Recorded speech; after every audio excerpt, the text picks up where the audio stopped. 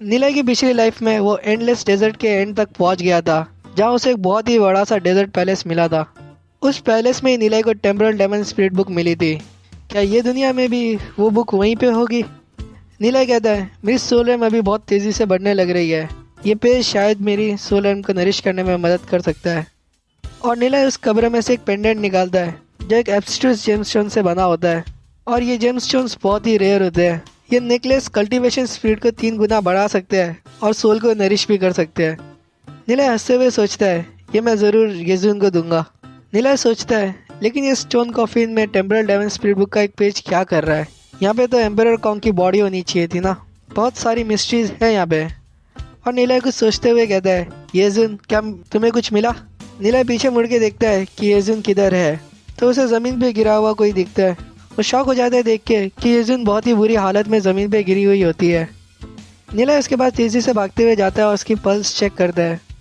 वो गहरी सांस छोड़ता है और कहता है, शुक्र है ये सिर्फ बेहोशी हुई है। ये जलने के निशान शायद लाइट की वजह से आए हुए होंगे। इसका मतलब ये है कि येजुन मुझे बचाने के लिए आई होगी और स्टोन कॉफिन की रिस्ट्रिक्शन ने इस पे हमला कर दिया होगा। नीलय येजुन के गले में वो नेकलेस लगाता है। तो नेकलेस से सोल एनर्जी निकलना शुरू हो जाती है और वो येजुन के घावों को हील करना शुरू कर देती है। नीलय कहता है, सबसे पहले मुझे येजुन के सारे घावों को ट्रीट करना होगा। अच्छा है, मैंने कई तरह के मेडिसिन बना के रखी थी।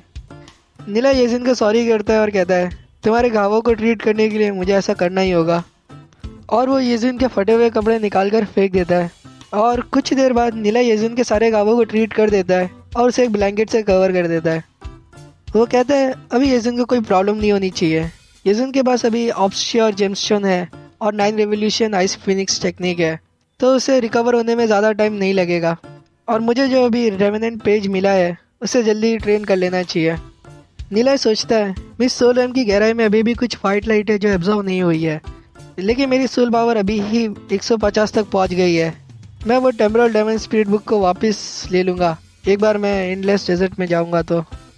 और फिर नीलय ट्रेनिंग करने लग जाता है। नीलय जब ट्रेनिंग कर रहा होता है तभी येजुन उठने लग जाती है और वो अपनी आंखें खोलती है। वो देखती है कि नीलय उसके साथ ही बैठा होता है। वो सोचती है, मैं पूरी तरीके से हील हो गई हूँ, लेकिन मेरे कपड़े कहाँ हैं? वो टेंशन में आ जाती है और सोचती है, क्या हुआ मेरे साथ जब मैं बेहोश थी? तभी नीलय अपनी आंखें खोलता है और येजुन की तरफ देखता है।